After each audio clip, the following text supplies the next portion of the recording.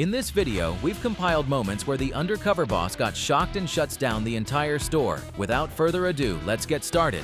Number 7. Rick of Checkers and Rally. I'm Rick Silva, President and CEO of Checkers and Rallies. I was recruited by Checkers and Rallies 5 years ago. My expectation is perfection. If you come to my restaurant and you don't get exactly what you want, I take that personal. I'm here in Homestead, Florida. I'm going to spend the day with a team member in a restaurant. I'm here today to see how the work we've already done is working. I personally have asked Checkers and Rallies to sell more product at a faster pace than we've ever done it before. Because I want to make sure that while we're getting faster and we're serving more products, that we're not somehow sacrificing great quality food and great quality service. When Rick Silva, CEO of Checkers and Rallies, goes undercover, he quickly discovers serious service issues and clear signs of poor management at one of his franchises. My name is Todd. I'm a crew member here. Main things that I'm going to teach you today are the grill and the fry station. So how long have you been here doing this? I've been here for almost a year and a half now. Rick meets Todd, a crew member who admits he is mostly self-taught on the job, raising immediate concerns about the store's training standards. As Todd explains his experience, Rick grows uneasy, anticipating deeper issues he's about to uncover next. How we doing on meat, guys? How we doing? Sorry, I'm slowing you down, aren't I? Yeah. Got it? Okay. Not so much seasoning on each one. How late can you stay? I got an axe. Step aside, make your phone call, ask. We do a lot of yelling. Okay. That's our way of communicating. I don't want to get you in trouble, though, so okay. It's okay. Sir. No problem, sir. I have something down now. Of course, it's the fry station. Basically, it's the same thing with the grill. We're going by timers here. Okay. Once you get up here, it's all about speed. You help me with the buttons here? Is that which button to hit? Oh, down here? Yes, sir. This is crazy over here. This is. Go ahead and drop me some spicy. We have very strict standards in terms of how the product should be cooked. That's why we have all those timers. We're preparing it the way they're supposed to prepare it. I kept hearing the general manager barking orders. How many hours do you have right now? So if you go on overtime, I can take you outside and beat you up, right? Sir. I need you to drop what you're doing. I need you to take some trash out. While learning the fryer from Todd, Rick notices mislabeled buttons and disorganized equipment, raising immediate concerns about operations. As Stevens' harsh attitude becomes clear, the tension in the kitchen begins to rise. I need you to drop what you're doing. Do me a favor, take out some trash. Can you please? Trying to do something, someone's calling you all the time? I can't tell you right now. I couldn't work in a place like that. I really could not work there. I couldn't work there for 10 minutes. I would never let somebody talk to me like that. How does it make you feel? Like I'm worthless. Let's go talk to him. No, I don't think so. Yeah, I want to talk to him. Come on. I don't think so. I want to talk to him. Let's go. I need my job at any means necessary. I didn't sign up for it. I just wanted to work. I just need a job. While taking out the trash with Todd, Rick hears more about how Stevens treats the staff, raising further concerns.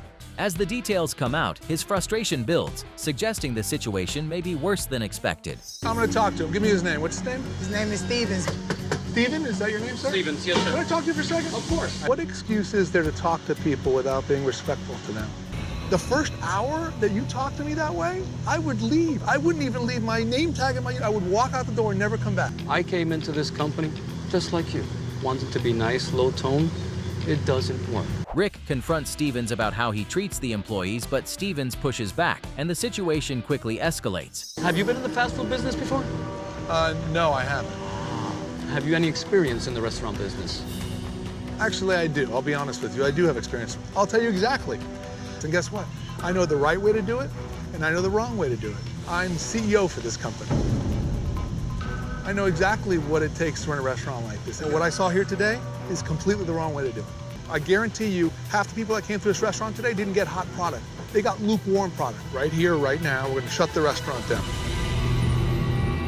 With tensions boiling over, Rick can't stay silent and drops his disguise, revealing who he is and leaving everyone stunned. I was on my 3rd week of training as an assistant manager before they said, I want you to run the restaurant. Okay. Guys, Erica, ma'am, we're shutting down. We're getting one last car and that's it. We're shutting down.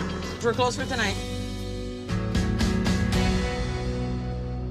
I'm very disappointed. I'm disappointed in myself because at the end of the day, accountability rests on my shoulders because we didn't properly train them. I'm mortified. I actually am mortified that it happened, but there really was no other solution under the circumstances. Stevens explains he was never properly trained and that no one in the store received real training, exposing a deeper issue. As the restaurant closes, the crew is left unsure of what will happen next. My name is Rick Silva. I'm CEO of Checkers and Rallies. I decided that we weren't going to keep operating this restaurant. We're going to close it. No long faces, everyone's getting paid, everyone's got a job, and it's going to be a better restaurant than it was today, okay? Not doing very well. In fact, I'm having a horrible night. What I need you to do right now is to get me some general managers from other restaurants. Kind of a weird situation here, but what you did was you gave me an opportunity to see we're missing the boat. Tomorrow we can make it a better restaurant. What do you think? Okay. Rick decides to temporarily close the store so the team can be properly trained, signaling a full reset. Despite everything, the crew keeps their jobs, but the operation now has to rebuild from the ground up. I'm incredibly proud of what we did that night. I really am. It started with you, Todd. The thought of somebody treating you with disrespect really disturbed me. You know, I felt like it was my fault. But then as I think about it, I'm proud of what I did. Every new employee at Checkers and Rallies is going to be trained on our values. That's about treating everybody. You told me about how much pressure you have because your mom counts on you to bring home the money. Yeah. I really feel like I need to give you a hug. Give me a hug. I'm gonna stand up for what I believe in. It's my time to shine. When Rick meets Todd again, he follows through on proper training and sees his dedication firsthand. Impressed by his effort, Rick helps him move closer to becoming a chef, realizing the real issue started at the top. Number 6. Stefani from Rita Italian Ice and Frozen Custard. I'm Linda Chadwick, and I'm the president and CEO of Rita's Italian Ice and Frozen Custard. What we say around here is eat dessert first. In terms of sales, over half of our top 10 locations have drive-thrus. Today I'm on my way to meet Stephanie, a franchise owner in Holland, Michigan. And I want to make sure that we've got every detail right so we can win at this endeavor. Linda Chadwick, CEO of Rita's Italian Ice and Frozen Custard, goes undercover and is assigned to work under manager Stefani Neves at a Michigan franchise to evaluate daily operations firsthand. When I looked in the window, I found that there was a baby and a toddler. And wow, there's a little baby and a toddler on the floor. Interesting. Hi. Hi, I'm Marcy. Hi, I'm Stephanie. It's nice to meet you. Nice to meet you. Hi. And I was really surprised. Actually, I was kind of shocked. So Stephanie's bringing her children to work, which I really don't have a problem with. As long as they don't disrupt the customers or the running of the shop. So today, we're going to get you trained and work in our drive-thru. And I am going to give you one of our headsets here. Okay. So cars come in. Yep. This way. Yep. So how do they know to come in this area? I imagine the city will probably require something at some point, but right now we passed all of our city inspections, so I'm not sure. There is not any signage yet. I'm very concerned on a safety level. She may have received the permit from the city, but really she doesn't have the signage in place. Honestly, I'm not really sure what signage that we would need to put out. And I'm worried safety-wise that a guest might not go the right way. The shift begins at the Holland store, where drive-through flow is already inconsistent and staff coordination is weak. As communication gaps affect order accuracy and customer handling, the issues start to become clear. So when you wanted to put in your drive-through, did anybody from headquarters help you with that? No. Did you ask them? We did not ask them, actually. Okay. No, the reason we didn't is because a drive-thru at Rita's is actually pretty much, it's an anomaly. She has implemented a drive-through, which is a very important initiative to us at Rita's. She hasn't used any resources that we offer. Oh, somebody's here. I'm taking the order? Yep. Are you hearing them too? Yes, I will on the other side. Hello, can you hear us? Can you hear me? Yes, I can. I can hear you, sir. Hi, welcome, Rita's. May I take your order? Can you hear us? Yeah, now I can. Okay. The headsets aren't right, and it's not ready for operation. I was absolutely having difficulty hearing people. When we had been testing it out, it seemed to work just fine. Sir, would you mind coming up to the window and I'll take your order face to face? I can't hear you.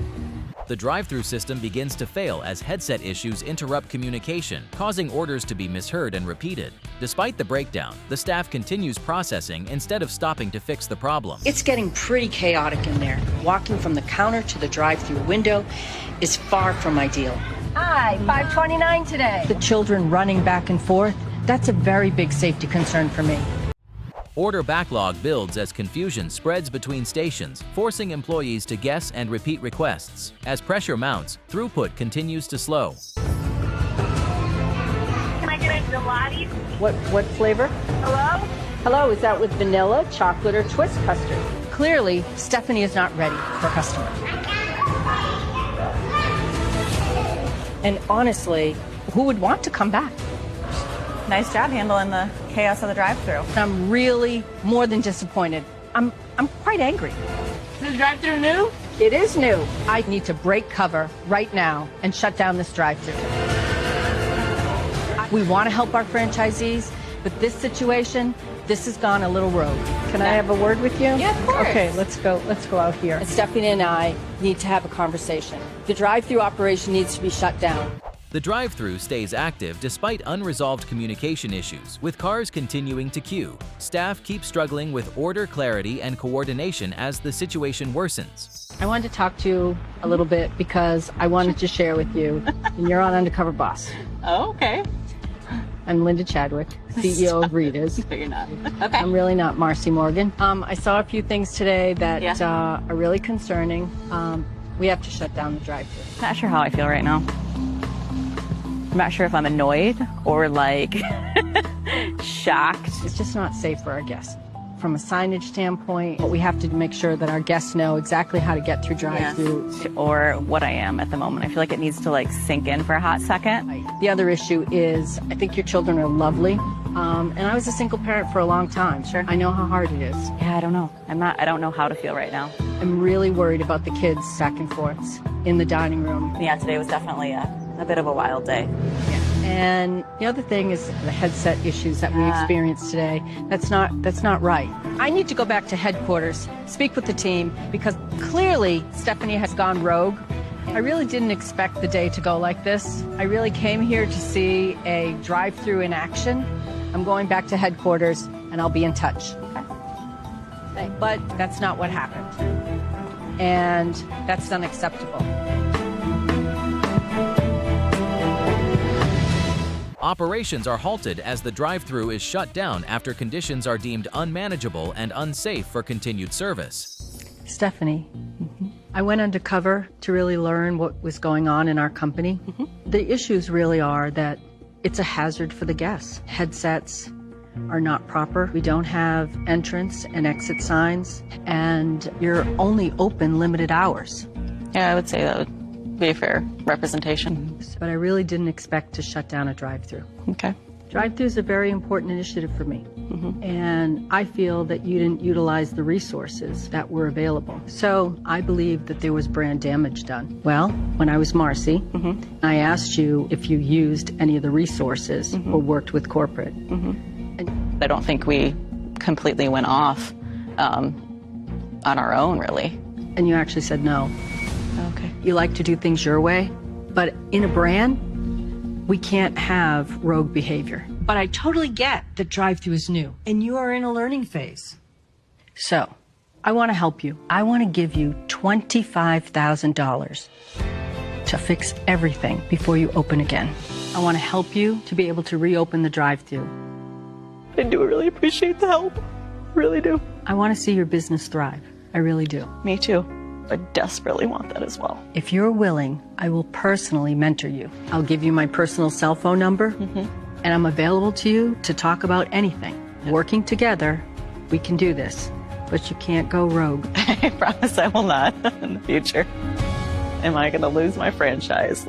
That's what I was thinking about. Linda reveals her identity as CEO and confronts Stephanie directly, shifting the focus to leadership decisions. She emphasizes the choice to continue service under unsafe conditions and the lack of corrective action. Number 5, Andy from Fatburger. I'm Andy Wiederhorn. I'm the Chief Executive Officer at Fatburger. We have 150 restaurants open, but another 300 that we're building.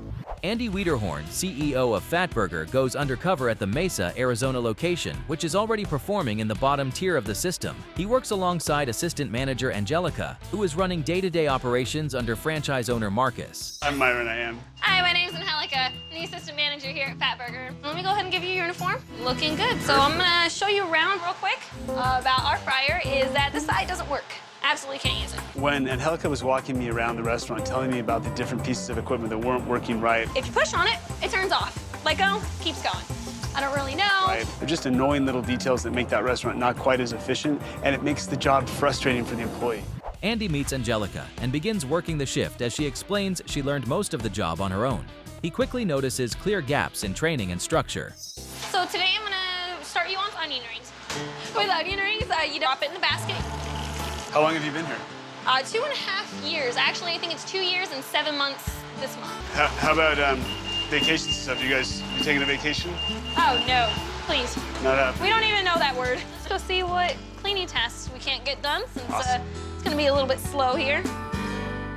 Andy works through station tasks with Angelica, where equipment issues and unclear processes slow the workflow. Orders are handled inconsistently, and the system feels disorganized. The only time that we ever really see the owner is if something's broken and we can't fix it. I mean, he doesn't come around, he doesn't check up to see how we're doing. Every time he calls, it's because something else is going on. And even then, if it's not a high priority, we won't ever see him.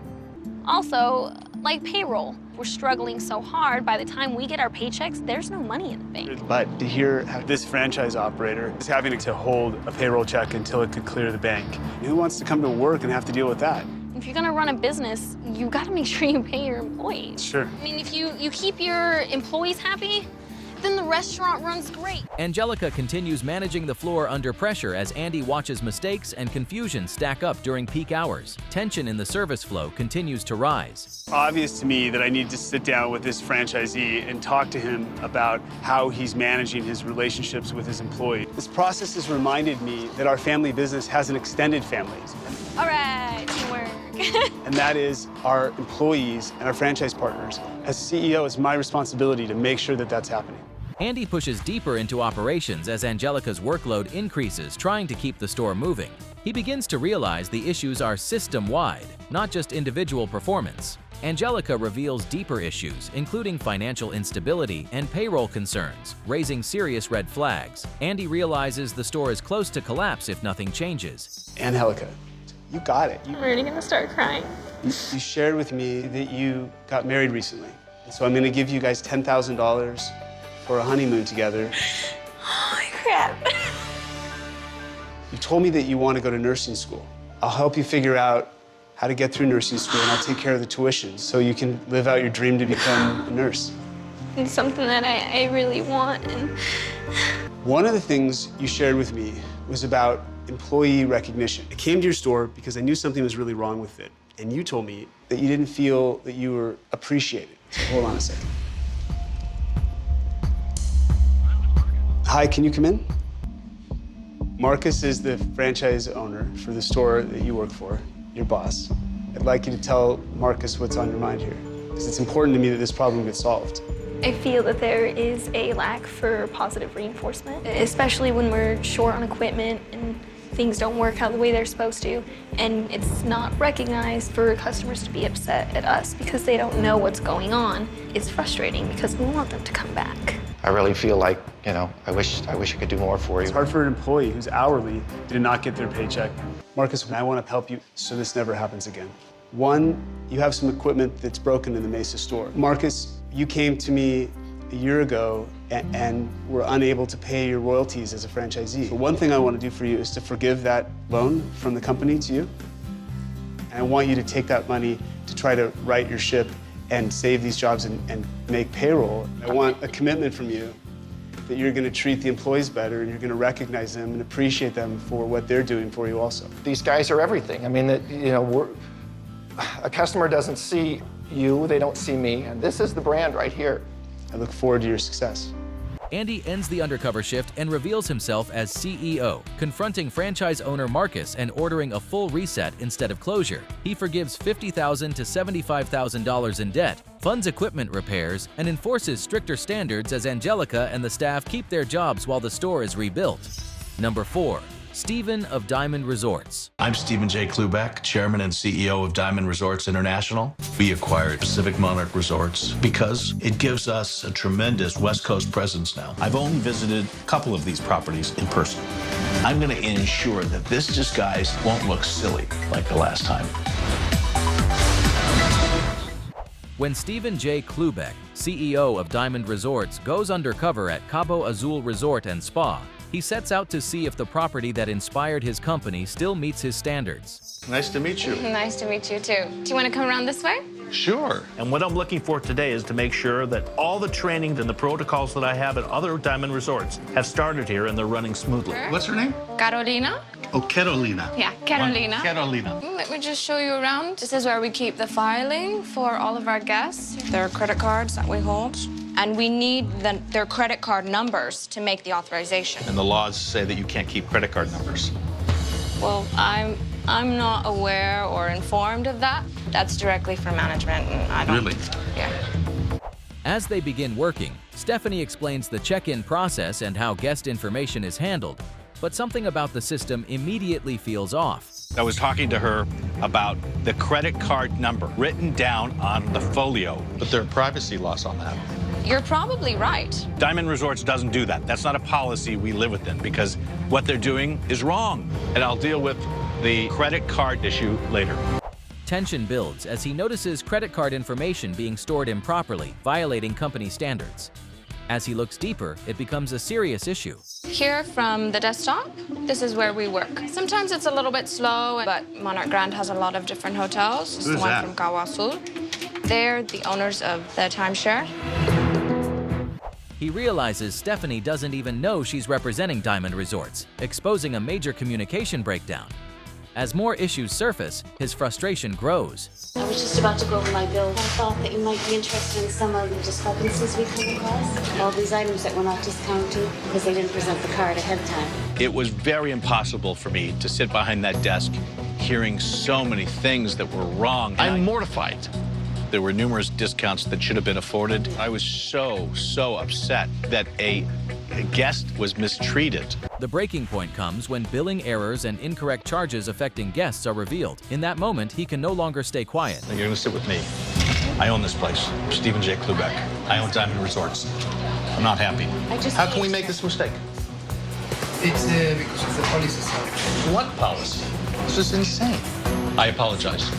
Not my style. Not my style. He reveals his identity and confronts the situation, making it clear his frustration with what he's seen. It's clear this level of failure is unacceptable. It's not their fault. No, they were trained improperly. Right. And my son I agree. His wife just got married here the other day. Beautiful wedding. Well, you know what? Wedding present, it's on me. I'm paying for his wedding. Is this real? Yes. I appreciate your business. Thank you so much. Stephanie.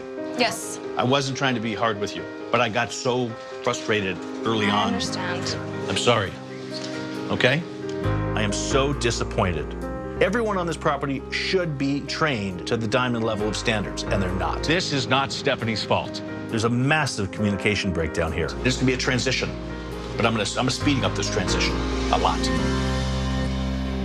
During the reveal, he acknowledges the issues stem from poor training, not just the employee, shifting the focus to the system. By the end, he moves toward fixing the process and rebuilding it properly. Stephen Klubeck. I worry about two things every morning, our guests and all of you. I've set up a crisis fund for all of our team members that may be in need. It's about fixing those companies because they're broken. I have personally donated $1 million of my own money to this crisis fund. And the company is matching that $1 million to make it $2 million. I love you all. I appreciate everyone's hard work. Thank you. Thank you so much. Number 3. Burnt Bodel of American Seafood. My name is Bernd Bodal, and I'm the CEO of American Seafoods. At American Seafood, we catch fish and process fish. I'm a fisherman that became a CEO of American Seafood, but I've always had a lot of confidence, and I think American Seafood by far is the #1 fishing company in the world. While going undercover, I will be posing as Björn Pedersen. I will be looking for opportunities to increase efficiency to make the company more profitable. Bernd Bodal, a Norwegian immigrant and CEO of American Seafoods, goes undercover as Bjorn Peterson, posing as someone chasing the American dream. What he doesn't expect is to encounter one of the worst examples of poor judgment from his own staff. Hey, John. Hi. Björn Pettersson. Björn? Yeah. John Pine, how are you? American Seafood has a lot of equipment. If we have a breakdown in a facility, that's bad for business and cost us money. Got a couple of things to do today. Change over a couple of lines, do some welding. Yeah. Main thing is going to be the pit. Let's go to work on the fish pit. This is our treatment plant. We have to go inside and clean it up. We have to go into the pit. It's going to be a little dirty, a little smelly from the fish, the batters, the breaders, the oil. This is done about once a month. So that's pretty deep. We're going to be swimming down over there. You're going to be swimming, yes. When you get down there, I'm going to hand you a bucket and a shovel and clean it up. One of the dirtiest jobs in the place. Okay, we're going to hook you up. Under the name Bjorn, he starts working in a seafood processing facility where he's quickly assigned demanding and hazardous tasks, including waste treatment maintenance. What begins as tough work soon turns dangerous. Watch your back over here. This water is boiling! Lift me up! Up! Up! Up! Lift me up! It's boiling! Lift me up! Up! Up! Don't you know that this water is boiling? When Bjorn screamed, I don't want to knock him down too much, but okay, we'll get you out of there. Come on out. The situation escalates when Supervisor Keith orders Bjorn into a pit of dangerously hot water, and even as he reacts in pain, Keith dismisses it as normal. Instead of prioritizing safety, he frames it as a toughness issue, exposing a serious failure in leadership. Do you recognize me? I'm Bernd Bodal. I should have known. Being tricked doesn't make me happy. When I saw your palm of your hand, I said, no way does leg work. But I should have known. I had that feeling back on my head. But I feel I was made a fool of. John, again, I don't think you should take it that way. For me to be able to see how you guys work and, yourself specifically are extraordinary. If anyone made a fool, it was me trying to do these jobs. I feel I was made a fool of. It was definitely an eye-opener for me. Well, how's your feet? I should have asked you that. When Bernd reveals his identity, the focus shifts directly to Keith's actions, making it clear no supervisor should put an employee in danger. Staying composed, he points out the issue stems from a deeper failure in training and accountability. It's a good reminder for me, the sacrifices they make. You're gone for weeks and months at a time. One thing we will do is to get the internet access on all our vessels. And I strongly believe in supporting our crew and giving them the best possible work conditions. In the end, Keith's actions become a turning point for the company, pushing American Seafoods to address safety issues and improve leadership standards. It serves as a reminder that poor leadership can lead to serious consequences. Number 2. Chad of Budget Blinds. I'm Chad Halleck, and I'm the CEO and co-founder of Budget Blinds. Oh, this is going to be quite a different look for you, that's for sure. Today, I'm starting out in Morris, Illinois. So my hope today is to find a way to improve its sales and become one of the top producers in our franchise company. When Chad Halleck, CEO of Budget Blinds, goes undercover at a struggling franchise, he quickly meets the owner, Keith, and senses there may be deeper issues inside. Are you Keith? I'm Keith. Nice to meet you. Nice to meet you. Nice to meet you. We're gonna go to a consultation, so that's a sales appointment. So we've been in business 10 years. Oh, great. And so nice to meet you. Let's head to the consultation. All right, let's do it. So we have two kids. We have two kids, Cody, who's 15, and Megan, who's 13. Oh, wow. And it was time to make the nursery into a little girl's room. Yeah. My wife started talking about what an interesting concept this was, and that's how the whole thing started. The local franchisee, he came out. He sold us a blind. Oh my God. And next thing I know, we're flying out to corporate headquarters in California and doing a little discovery day. Chad, who's the CEO of the company, he kind of took us around, told us what we were getting into type thing. As Chad rides along with Keith, he's relieved he isn't recognized, giving him a chance to hear honest opinions about the company and its leadership. And so there's two brothers, two twin brothers, very different personalities, by the way. Chad is, I think, more serious, more set in his ways. He's all Hollywood, and we kind of make fun of that. You know, us here in the Midwest, we're just more laid back. Before they even begin, Chad hears Keith call the CEO too serious and out of touch, even joking about it. He holds back his reaction and decides to observe how Keith actually runs the business. Keith from Bunch of Blinds. Keith. Nice to meet you. This is Tom. So we're going to be looking at some window coverings today. this room and in here, Okay. Did you guys have a product in mind that you were thinking about doing? Not necessarily a product in mind. Do you wish it was lighter, darker? Is it hot? Is it cold? Would you see yourself as being a little more casual, or you want this room to be a little more formal? I think Keith is really good at asking questions. There's a huge variety of colors. Sometimes less is more in sales. But the real problem I see here is Keith is just not taking control of the situation and directing these folks. No. No. Don't be afraid to say no, because there's a lot in that catalog. Yeah. This is new to them, but he's been doing it for 10 years. He should be able to say, boom, you should do this. This is what I think looks great, but he hasn't done that. During their first consultation, Chad grows frustrated as Keith struggles to guide the customer or move the decision forward. Despite his experience, the conversation goes nowhere. So if we go a little bit darker here, and if we're thinking the white shutters over there, there are so many colors out there. Just keep going through there. Okay. See where we get. This is taking way too long. We're going to bring up a new book, and we're going to go through some new choices. 2 rooms shouldn't take you longer than an hour at max, and that's driving me nuts. Are we thinking this is the winner then for in here? I think so. Okay, so when you're ready to order, we'll order the shades from the manufacturer. I can clearly see why Keith's sales aren't stellar. Today's consultation appointment really opened my eyes to the fact that these franchisees may need a lot more design experience. So we get to do this all over again, which is a good thing. Keith's owned this business for 10 years. He should know by now how to walk in and design a room. After a long discussion, the meeting ends without a sale as the customer remains undecided, forcing the process to restart. Chad leaves frustrated, feeling the opportunity was wasted, unaware Keith has more to reveal. You were talking just earlier about your sales and how you do that. I really want to kind of just guide them along. They want you to go in there and do a job and get the sale and move on to the next one. And so as long as it's working for the majority, that's what we're going to stick with. I feel that they look at it nationwide. Instead of being maybe a little bit more flexible and saying, hey, regionally, this might work better in this region. I take it very personally when Keith starts disagreeing with the way corporate spends the advertising dollars, because that's really what I do, and that's my bailiwick. So if I could see that commercial, that'd be great. Chad, our CEO, I think his background, was marketing, if I remember right. So that's kind of his baby. If I or someone else has gone up to him and been like, man, that thing really doesn't work. Pretty rigid guy. He doesn't take suggestions too well without getting overly defensive about them. Don't take any money and spend it all yourself and do it all wrong, or let me spend it where I know it's best. I don't think I'm defensive. I think I actually know what I'm talking about, and I've got incredible logic and rationale to support the decisions we make. I don't like excuses. Keith definitely needs help. He could do more appointments per day and subsequently make more money each and every month. I just hope that they don't forget the little guy and get to a point where they won't listen to us anymore.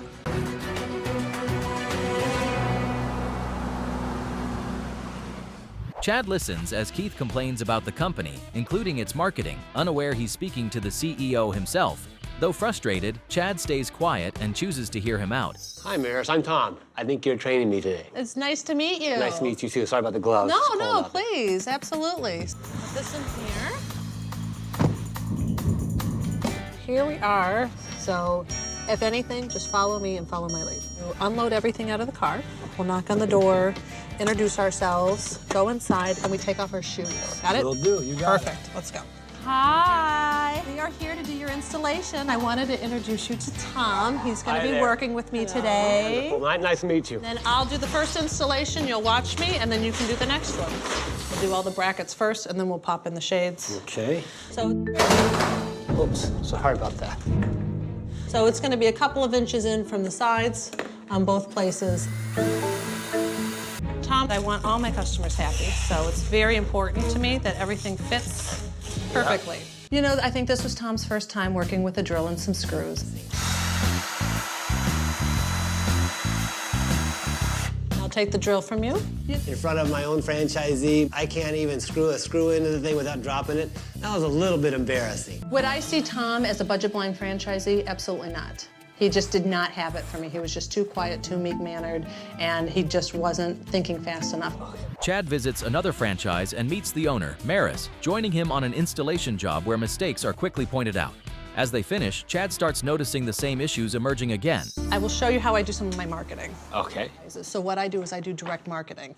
Specifically where I'm located, I'm in the city of Chicago. So it's much more difficult to find a client. You know, if I don't know if I'm getting everybody in the building, if I go and make a relationship with the doorman, I call it juicing the doorman. The resident owners are gonna look to that doorman as someone to ask, here's 20 bucks, thank you so much. You grease them. Oh, I grease them. I call it juicing them. Juicing them. I juice my doorman. Are they receptive to that? They are. Sometimes they're very receptive, and sometimes it's as simple as who does window treatments, who does this, who does that. I think they should do a better job in terms of local advertising. Living here, I know what my customers are looking for, and someone sitting in an office in California can't tell me what Chicago's up to. So we spend a lot of money giving our corporate office on advertising, but I don't feel like it's really being capitalized. We're all pooling in our money to the corporate office. Why can't we have some control locally? But after now hearing about it a couple times, I've really got to go back and rethink how this whole thing should work. As Maris talks about the business, she explains the company's advertising isn't reaching local customers, echoing what Keith said earlier. Chad starts to realize he may have been too defensive and begins to see a bigger issue. Maris, let's talk about the National Advertising Fund.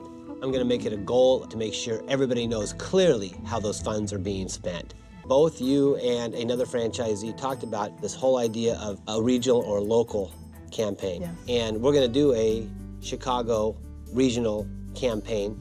We're going to sit you folks down. We're going to kind of have a little committee that's going to, I'll facilitate it. How do you like that so far? So far, we're good. So far, we're good. So far, we were so good. If I can make you happy, then I can probably make anybody. Would you agree with that? This makes it so much like one huge stress level off of my shoulders. Like, I feel like I can take a breath. Hey, Keith.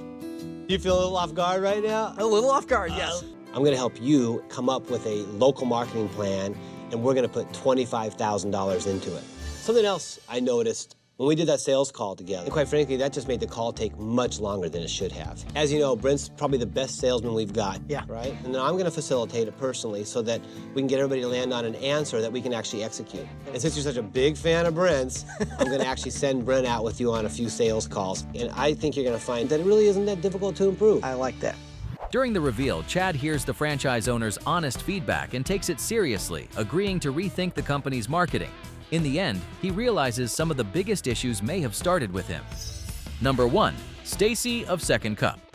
I really want to learn what the front line is like. It's something that's very warm and unique about us. Not only are we serving these great beverages, and that's how we think we can win against some of the other players that are in the market, frankly. This has become a really competitive industry. In fact, recently, I think the media's even said it's the coffee wars. But we all know that brand comes to life at the front line. And I'm very excited about our brand strategy about being the coffee company that cares.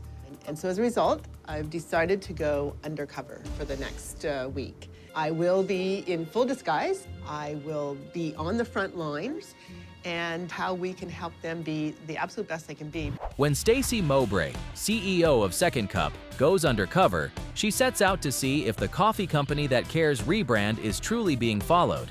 She's surprised when she quickly encounters a very different reality on the front line. Here's the first problem. You can't even see our signage. There's scaffolding everywhere.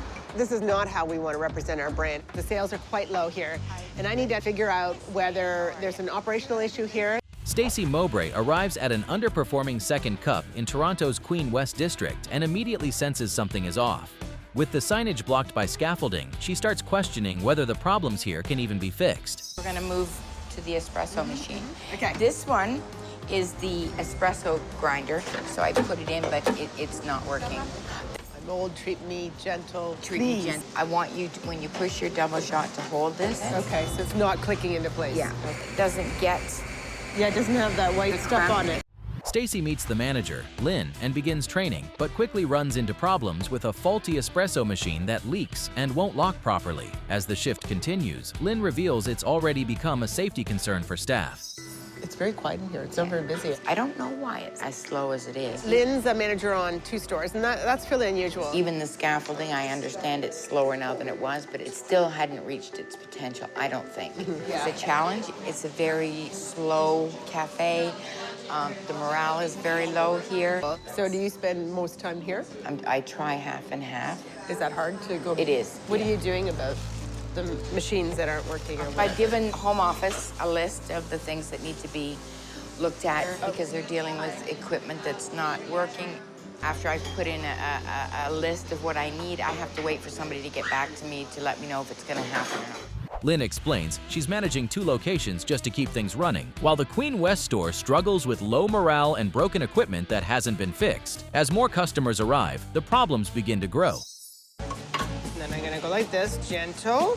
1 pump of white chocolate syrup. The minute you pull more than 1 drink, the temperature drops. I cannot let any guest, even though he appeared to be somewhat satisfied, that's not acceptable. As customers arrive, Stacy helps Lynn prepare drinks, but quickly notices the faulty machine is affecting quality, with espresso coming out lukewarm. Frustrated, she serves drinks below standard while seeing the pressure Lynn is under. Is that often that you go home stress intense? You can see that Lynn's under a lot of stress right now. Yes. And, you know, it's partly the 2 cafes, it's a long hour. But a lot of it is my fault. I put a lot of pressure on me. Stacy watches as Lynn struggles under long hours while managing 2 locations, revealing the strain on the system. It becomes clear urgent action is needed to fix the deeper issues. It was great working with you, Lynn. You're doing the very best that you can. It is a challenging cafe. Probably wondering, you know, what we're going to do with the cafe. So we actually are going to close the cafe. It's bittersweet. I wish I could have done more, but I understand that it's just not performing the way it should be. What it means is that you can focus all your effort on your other cafe. And then with all the work you've done, Lynn, we want you to take a week off, paid holiday. I'm going to send you to a lodge that is dog-friendly. I've taken pride for 11 years in my job, but to actually have somebody say and see how hard I work. I just want you to know that we really appreciate what you're doing. Thank you. I didn't know that I ever really needed that before until it was said to me, and then I thought, wow, I really needed to hear that. Stacy reveals her identity to Lynn and thanks her for pushing through the challenges, recognizing her effort. She then explains the decision to close the cafe and let her go, but offers support with a 1-week paid vacation to spend time with her family. If you enjoyed this video, click now to watch the worst employees ever on Undercover Boss.